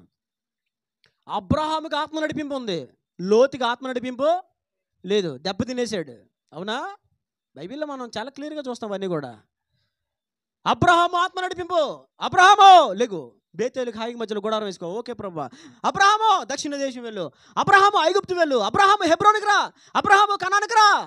ఇదంతా ఏంటిది? ఆత్మ నడిపింపు. దేవుడు నన్ను అరికెళ్ళమన్నాడు. మొట్టమొదటిగా వెళ్ళాం. వైజాగ్ రమ్మన్నారు ప్రభు, వచ్చాం. నర్సీపట్నం రమ్మన్నారు ప్రభు, వచ్చాం. ఇక్కడ ఉంటున్నాం. దేవుడు ఇక్కడ పరిచర్య అప్పగించేసి మమ్మల్ని పట్టుకెళ్తాడో, ఇది పరిచర్య ఇచ్చి ఇక్కడి నుంచి అనేక పరిచర్యలు ఆయన జరిగిస్తాడో తెలియదు. ఎప్పుడు కూడా ఆత్మ నడిపింపులోనే వెళ్ళిపోవాలి. ఆత్మ నడిపింపులు ఉన్నప్పుడు కుటుంబానికి, బంధువులకి కష్టంగా ఉంటుంది. ఈడేంట్రా నన్ను చాలామంది అన్నారు కూడా, ఆడి అటు ఇటు తిరుగుతాడు, అక్కడ అన్నాడు, ఇక్కడ అన్నాడు, ఆడికి స్థిరం లేదా, ఆడి పిలిపేంటి, ఆడి సేవ ఏంటి, ఆడి దర్శనం ఏంటి? మరి పెద్ద పెద్ద సేవకులు అందరూ మరి తిరిగారు. మరి ఆత్మ నడిపింపులేని వాళ్ళలో వాళ్ళు పిలుపు సరైంది కదా? కొంతమందికి డౌట్లు కొట్టేస్తూ ఉంటాయి. లేదు, ఆత్మ నడిపింపు. అబ్రహాముని దేవుడు కనానుకు తీసుకువెళ్ళే క్రమంలో మొట్టమొదటి కనాను తీసుకొచ్చి మళ్ళీ అక్కడ నుంచి దేవుడు బేతేలు హాయికి మధ్యలో గుడారం వేసుకోమని చెప్పాడు దేవుడు. అదేంటది? ఆత్మ నడిపింపు. ఎందుకు తిప్పాడు దేవుడు? పని పాట లేకుండా తిప్పుతాడా? ఆహా, అరణ్య అనుభవాలు తన బిడలకు నేర్పించడానికి. ఎందుకు దేవుడు అరణ్య మార్గాలు నడిపిస్తాడు? తన పిల్లలను సరిచేసి సరి అయిన మార్గములో పెట్టడానికి. ఆయన ఆలోచన చాలా ప్రత్యేకంగా ఉంటుంది. నాకు నేను సేవకు వచ్చిన కొత్తలో నాకు తెలిసిన మాట ఏంటంటే, దేవుడు ఒక్కచోట పిలిచాడంటే అక్కడే ఇచ్చేస్తాడు సేవ. నాకు తెలిసింది. నేను అలాగే అనుకున్నా ఫస్ట్. దేవుడు ఇక్కడ పిలిచాడంటే ఇంక ఇక్కడే సేవ, ఇక్కడే చావు, సేవ ఇక్కడే, చావు ఇక్కడే అని అనుకున్నా. కానీ దేవుడు బలమైన ప్రేరేపణ, రా బయటికి రా, బయటికి రా. వైజాగ్లో ఉన్న బలమైన ప్రేరేపణ, వెళ్ళు, నా ప్రజలు అక్రతలో ఉన్నారు, కొరతలో ఉన్నారు, వెళ్ళు. అర్థమవుతుందా? మనం చేసే ప్రతిదీ కూడా ఆత్మ నడిపింపుతో చేయాలి. ఆత్మ నడిపింపు. ఇర్మియా ఆత్మ నడిపింపగలిగిన దైవ సేవకుడు. లేచి కుమ్మరి ఇంటికి వెళ్ళు. ఇప్పుడు వెళ్ళమన్న తర్వాత అప్పుడు కుమ్మరి కుండ చేస్తూ ఉంటే ఆ చేతిలో జారిపి పగిలిపోయింది కుండ. అప్పుడు దేవుడు చెప్తున్నాడు, చూసావా పగిలిపోయింది. ఇప్పుడు కుమ్మరి ఏం చేస్తాడు? తనకిష్టమైన పాత్రను చేసుకుంటాడు. కుమ్మరి తనకిష్టమైన పాత్రను చేసుకున్నట్లుగా నేను వారికి ఇష్టమైంది నేను చేయలేనా? నేను ఏ చేయాలనుకుంటే అది చేస్తాను. కాబట్టి వెళ్ళి జాగ్రత్తగా ఉండమని చెప్పు. మీరు సరిగ్గా లేకపోతే కొండ జారిపోయి పగిలిపోయినట్టుగా పగిలిపోతాయని చెప్పు. ఆత్మ నడిపింపులో ఉన్నాడు కాబట్టి జరగబోతున్న దాన్ని దేవుడు తెలియజేస్తున్నాడు. వారి స్థితిగతుల గురించి దేవుడు మాట్లాడుతున్నాడు. వారు ఎలా ఉన్నారు చెప్పే వాళ్ళకి వెళ్ళా. ఇది ఎలా సాధ్యం అవుతుంది? ఆత్మ నడిపింపు. ఏ నడిపింపు?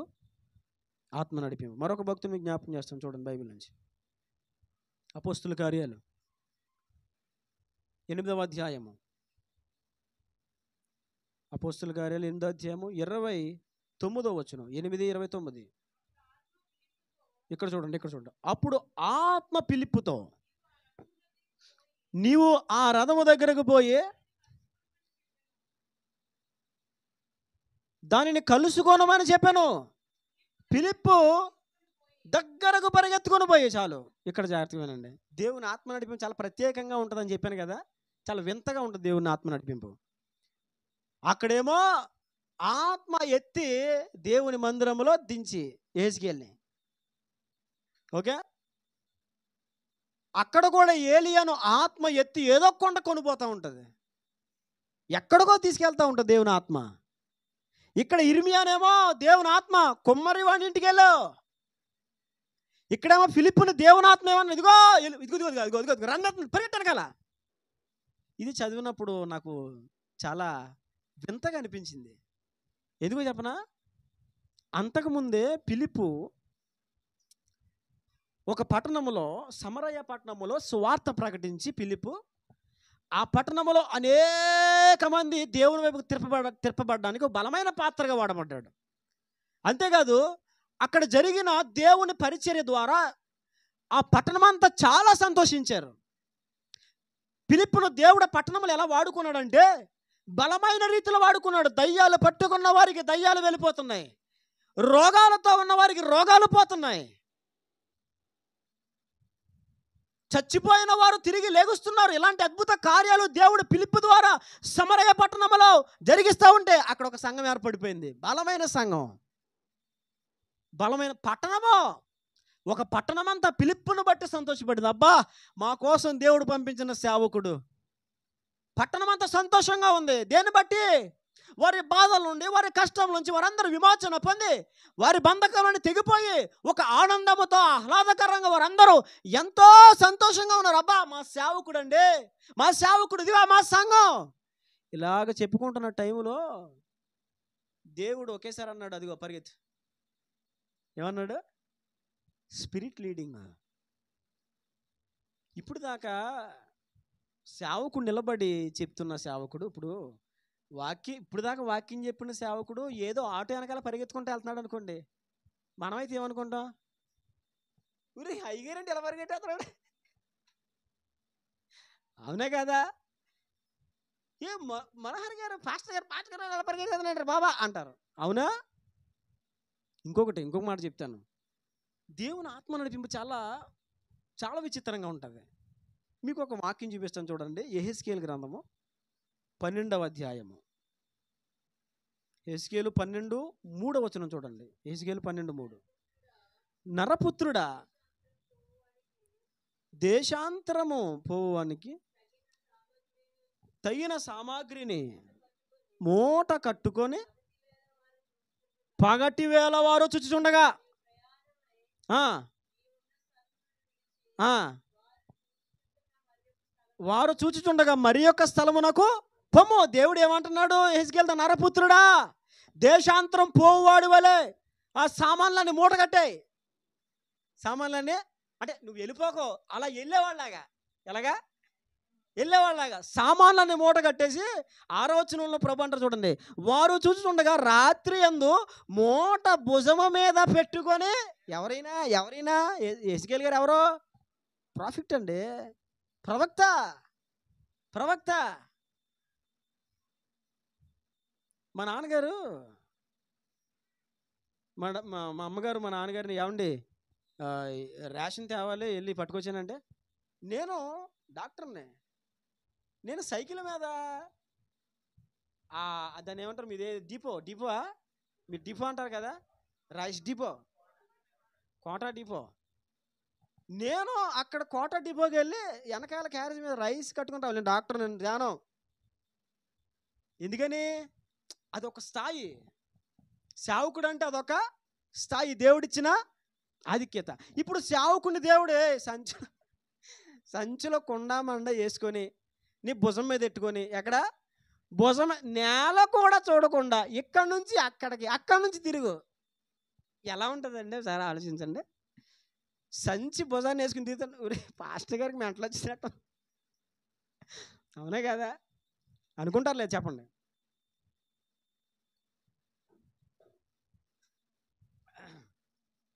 పాస్టర్ గారికి ఏంటిది బుర్ర పాడైపోయి ఉంటుంది. ఇదేంటి ఇంట్లో ఉన్న సామాన్లను సంచులు వేసేసి భుజాన్ని వేసుకుని పొద్దున్న నుంచి అలా తిరిగేస్తున్నాడు ఏంటారు బాబా పాస్టర్ గారా? అవునా?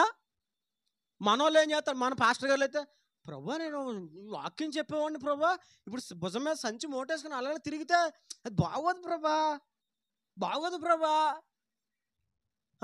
మీకు విషయం చెప్పనా? ఆత్మ నడిపింపులో ఉన్నవాడు సిగ్గు కూడా వదిలేస్తాడు. సిగ్గు వదిలేస్తాడు. ఏం వదిలేస్తాడు? సిగ్గు వదిలేసుకోవాలి. ఆత్మ నడిపింపులో ఉన్నప్పుడు సిగ్గు కూడా వదిలేసుకోవాలి. అమ్మో ఇలా చేస్తే అలా చేస్తే కాదు, నీ సిగ్గు కూడా వదలాలి. కొంతమందికి ఏదో చేయాలంటే చిన్న చిన్న పనులు సిగ్గు. మొన్న మా హీల్కి మోషన్కి వెళ్ళాడు. నేనన్నా హాన్సీ ఎత్తా అన్నాను. అయ్యి బాబా మాయ అంటుంది. నేనన్నా మరి పరిచర్య అంటే ఏంటి? పరిచర్య అంటే ఏంటి? చికెన్ బిర్యానీ పెట్టి కంచం ముందెట్టగానే తినమంటే, చికెన్ జాయింట్ ఎంత బాగుంది, అది కాదు పరిచర్య అంటే. మోసం ఎత్తాలి, ఏం చేయాలా? ఆత్మ నడిపింపు. దేవునికి మహిమ కలుగును గాక. ఏ నడిపింపు అదే? ఇక్కడే ఒక సేవకులు మీటింగ్స్ పెడితే ఒకరోజు ప్రేయర్ అయిపోయింది.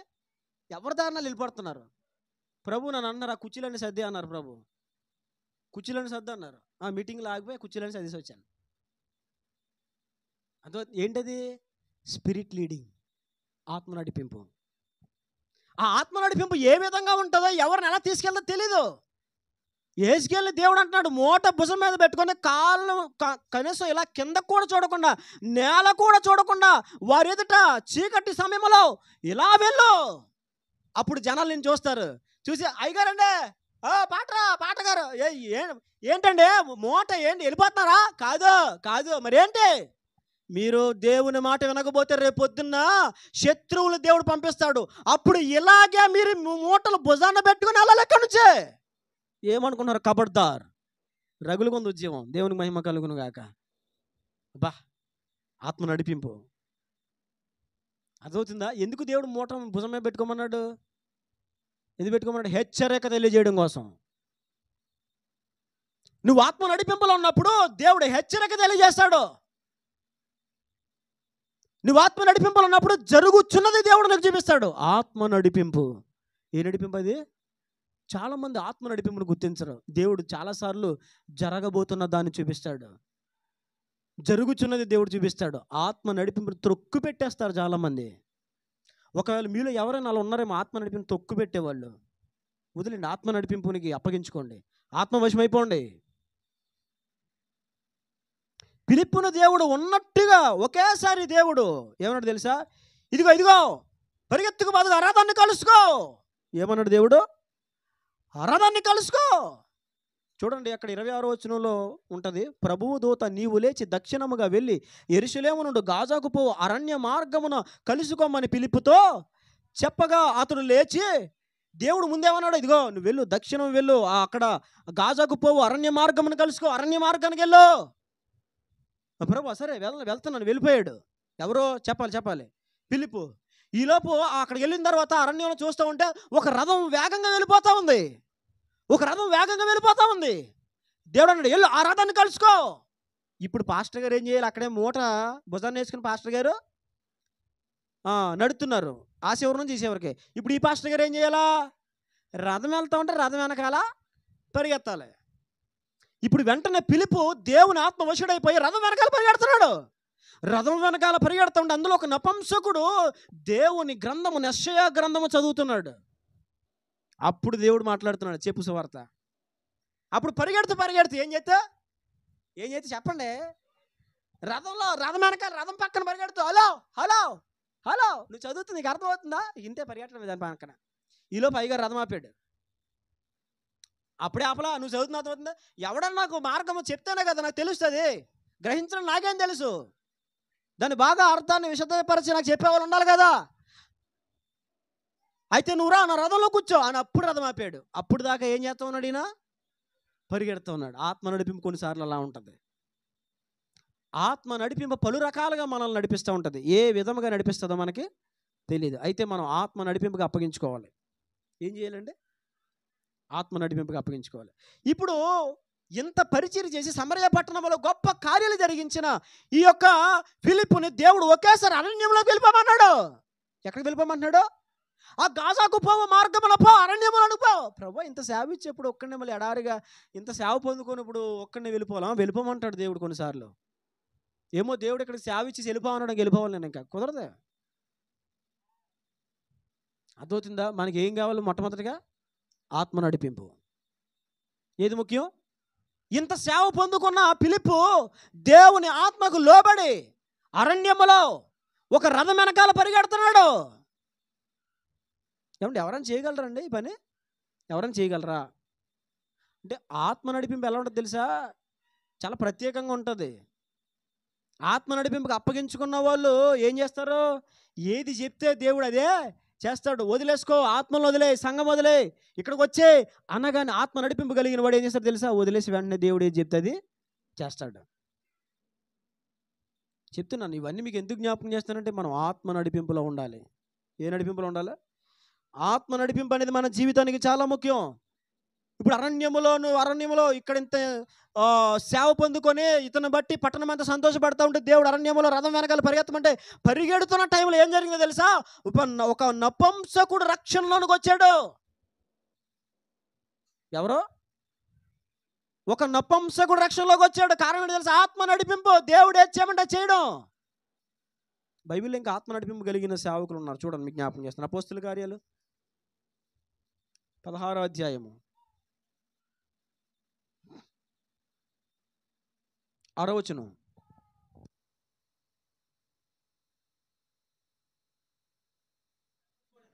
చూడండి, కొన్నిసార్లు దేవుడు వాక్యం ఇక్కడ చెప్పగానే కూడా అంటాడు, ఆసియాలో వాక్యము చెప్పకూడదని పరిశుద్ధాత్మ వారిని ఆటంకపరిచినందున వారు ఫ్రూగియా, గలతియా వెళ్ళిరి, బితూనియాకు వెళ్ళుటకు ప్రయత్నము చేసిరి. కానీ చూడండి, యేసు యొక్క ఆత్మ వారిని వెళ్ళనీయలేదు. అంటే ఇప్పుడు అపోస్తలులైనటువంటి పౌలు, తిమోతిలు ఎవరి వశంలో ఉన్నారు? ఆత్మ వశంలో ఉన్నారు, ఆత్మ నడిపింపులో ఉన్నారు. ఆసియాలో కాలు పెట్టొద్దు అని దేవుడు ప్రేరేపిస్తున్నాడు. కొంతమంది సువార్త ప్రకటించాలి, ఎక్కడైనా ప్రకటించాలి, ఏదైనా ప్రకటించాలి అంటారు. కాదు, దానికి ఆత్మ నడిపింపు కావాలి. ఏం కావాలి? ఆత్మ నడిపింపు. ఇప్పుడు చాలామంది దండయాత్రలు చేస్తున్నారు, మంచిదే. ఆత్మ నడిపింపు దాన్ని చేస్తున్నారా? లేదంటే అందరూ చేస్తున్నారు కానీ మనం చెయ్యకపోతే బాగోదు, పాస్టర్ గారు సుఖం ఎక్కువైపోయి బయటికి సేవకి వెళ్ళట్లేదు అనుకుంటారని చేస్తున్నారా? ఆత్మ నడిపింపు. ఏ నడిపింపు అది? ఆత్మ నడిపింపు. ఆసియాలో అడుగు పెట్టొద్దని దేవుడు ప్రేరేపించాడు. సరే, అక్కడ నుంచి బితూనియాకి వెళ్దాం అనుకునేది. యేసు యొక్క ఆత్మ వారిని అడ్డగించింది, వెళ్ళేవలా వద్దు. పౌలు, తిమోతి అపోస్తలులు ఎవరో తెలుసా? వారు ఆత్మ నడిపింపుకి అప్పగించుకున్న వాళ్ళు. దేనికి అప్పగించుకున్న వాళ్ళు? ఒకవేళ దేవుడు చెప్పకుండా ఆసియాలోనో బితూనియాలోనో వారు అడుగు పెట్టుంటే కనుక ఖచ్చితంగా వారికి ప్రమాదం వచ్చేది. ఖచ్చితంగా ప్రాణాయాప పరిస్థితిలో వచ్చే వాళ్ళకి. కానీ వారు ఆత్మ నడిపింపగలిగిన వారు కాబట్టి ఆత్మ ప్రేరేపణకు వారు అప్పగించుకొని అక్కడికి వెళ్లకుండా ఆగిపోయారు. అక్కడ చాలా జాగ్రత్త. నువ్వు స్వార్థ చేయాలంటే ఆత్మ నడిపింపు కావాలి, ప్రేరేపణ కావాలి. ఆత్మ నడిపింపు లేకుండా నేను చెప్తున్నానుగా, నువ్వు ప్రయాణం కట్టాలంటే ఆత్మ నడిపింపు ఉండాలి. నువ్వు ఇంకా అర్థం చేసుకో. క్లియర్గా చెప్పాను, నేను చాలా క్లియర్గా చెప్పా. నువ్వు ఒక పని చేయాలంటే ఆత్మ నడిపింపు, ప్రయాణం చేయాలంటే ప్రతి దానికి నీకు ఆత్మ నడిపింపు ఉండాలి. నేను చెప్తున్నా, ఆత్మ నడిపింపు లేకుండా స్టెప్ వేసావా, ఆత్మీయ జీవితంలో చల్లారిపోతావు. నువ్వు బాగా గుర్తుపెట్టుకో, మర్చిపోవద్దు. దేవుడు ఎంత స్పష్టంగా మాట్లాడుతున్నా, ఇలా విని అలా వదిలేయకండి, గట్టిగా పట్టుకోండి దాన్ని. ఆత్మ నడిపింపుకు నువ్వు అప్పగించుకోకపోతే దెబ్బ తినేస్తావు జీవితంలో. నేను అలా దెబ్బతిన్న వ్యక్తినే, అందుకే చెప్తున్నా. ఆత్మ నడిపింపు. ఈ ఆత్మ నడిపింపుకి సిగ్గు అడ్డవుతుంది, సుఖాలు అలవాటు అవుతాయి. మరి విచిత్రమైన మొహమాటం అడ్డవుతుంది. ఏంటది? మొహమాటం ఏంటది? మన ప్రభు ఎవరు? మోమాటము లేనివాడు ఆయన. మనం కూడా ఎలా ఉండాలా? మోమాటము లేని వారుగా ఉండాలి. ఆత్మ నడిపింపుకి అప్పగించుకోవాలి. ఆత్మ నడిపింపు లేకుండా మనం ముందుకెళ్తే కానీ ఖచ్చితంగా మనం దెబ్బతినేస్తాం. నువ్వు ఆత్మ నడిపింపుతో వెళ్ళు, దేవుని కార్యము జరుగుతుంది. ఆత్మ నడిపింపుతో నువ్వు ఎక్కడికైనా వెళ్ళు, నువ్వు అక్కడికి వెళ్ళి బలపడే వస్తావు. ఎలా వెళ్తే? ఆత్మ నడిపింపుతో వెళ్తే. శరీర ఉద్రేకాలతో వెళ్ళామనుకో, అక్కడ కూలైపోయి వస్తావు, మళ్ళీ ఇక్కడ రీఛార్జ్ అవ్వాలి, తప్పదు. నా జీవితంలో ఎన్నో చూసాను అలాంటి. అందుకనే అరకులో నేను అన్ని సంవత్సరాలు 2.5 సంవత్సరాలు ఉంటే చాలామంది వచ్చి అడిగేవారు, ఏమంటే ఇక్కడ బొర్రాకోహలు ఉన్నాయంట కదా, ఇక్కడ పద్మ గార్డెన్స్ ఉందంట కదా, ఇక్కడ అది ఉందంట కదా, ఇక్కడ ఇది ఉందంట కదా, మీరు వెళ్ళారా ట్రైబల్ మ్యూజియం? మీకు విషయం చెప్పనా, 2.5 సంవత్సరాలు నేను అరకులో ఉంటే, 2.5 సంవత్సరాలు అరకులో ఉంటే ఒక్కసారి కూడా ట్రైబల్ మ్యూజియంకి వెళ్ళా 2.5 సంవత్సరాల్లో. ఆ తర్వాత ఇక్కడ నుంచి ఒకసారి ప్రేయర్ కోసం వెళ్తే వెళ్ళాను తప్ప 2.5 సంవత్సరాలు అక్కడ టూరిజం అక్కడ అంతా విహార ప్రదేశాలు అక్కడే ఉన్నాయి, నేను అక్కడే ఉన్నా. కానీ వెళ్ళా. చాలామంది ఇదేంటి ఇక్కడ ఉండి వెళ్ళదా మీరు? వెళ్ళలేదు. మరి ఎందుకని? ఆత్మ నడిపింపు. కొంతమంది వింతగా బాబా వెళ్ళిపోతే ఆ సాపరాయి దగ్గరికి వెళ్తే ఏమైపోద్దా, నువ్వేమైనా సాపలాగా కుట్టిపోతావేమి, అందులో కలిసిపోతావేమి? వెళ్తే ఆ పద్మ గార్డెన్కి వెళ్తే ఏమన్నా పువ్వులు సృష్టి దేవుడు చేసి సృష్టి. కానీ ఏం కావాలి? అసలు నాకు నడిపింపలేదు. మా వాళ్ళు వెళ్తా పద్మ గార్డెన్స్ వెళ్తా, మా వాళ్ళు ఎగిరారు. వెళ్ళండి, అయితే వెళ్ళండి. వాళ్ళకి బండి దొరికింది, తుర్రు అని వెళ్ళిపోయారు. పోనేలా మరి ఆత్మ నడిపింపేమో వాళ్ళకి ఆత్మ నడిపింపది, వాళ్ళకి నడిపింపది, నా నడిపింపిది. అర్థమవుతుందండి అని నేను చెప్పి స్పష్టంగా అర్థమవుతున్నాయా? ఎందుకు వెళ్ళా? ఇప్పుడు మేమున్న సమయం 50 కిలోమీటర్లు చేతిలో బండి ఉంది, బొర్రాకోలకు నేను వెళ్ళానా? ఎందుకు వెళ్ళా? Spirit leading. నువ్వు ఆలోచించు, ఇప్పటికీ ఆత్మ నడిపింపు లేకుండా చాలా దారులు తొక్కేశావు నువ్వు. కనీసం ఇప్పుడైనా ఆత్మ నడిపింపులోకి రా. ఆత్మ నడిపింపు లేకుండా ఎన్నో నిర్ణయాలు తీసుకున్నావు ఇప్పటిదాకా. ఇప్పుడు ఆత్మ నడిపింపులోకి రా. నువ్వు ఆసియాకి వెళ్ళొద్దని, సువార్త ప్రకటించొద్దని, బితూనియాకి వెళ్ళొద్దని దేవుని యొక్క ఆత్మ వారిని ఆపివేసి ఆగిపోయారు. అలానే ఆసియాలో సువార్త ప్రకటించడానికి వెళ్ళకుండా ఆగిపోలే. ఆ తర్వాత దేవుడు నిశ్చయిత ఇచ్చాడు. అందుకే ఎఫెసులో గొప్ప ఉద్యమం రగులుకుంది ఆ రోజు. అర్థమవుతుందా? ఆసియాలో ఎఫెసు ఒక ప్రాంతం. ఆ తర్వాత దేవుడు అనుమతి ఇచ్చాడు వెళ్ళమని అక్కడికి పౌలు గారిని. కాబట్టి మనం ఎప్పుడు ఎవరి వశంలో ఉండాలి చెప్పండి? ఆత్మవశం, ఆత్మ నడిపింపు. అప్పగించుకుంటారా ఈరోజు ఆత్మ నడిపింపుకి? చివరికి ఒక మాట మీకు జ్ఞాపకం చేస్తాను రండి. యోహాను ప్రకటన గ్రంథము ప్రకటన గ్రంథము 4:2. ప్రకటన 4:2. అది వెంటనే నేను ఆత్మ వశుడనైతిని.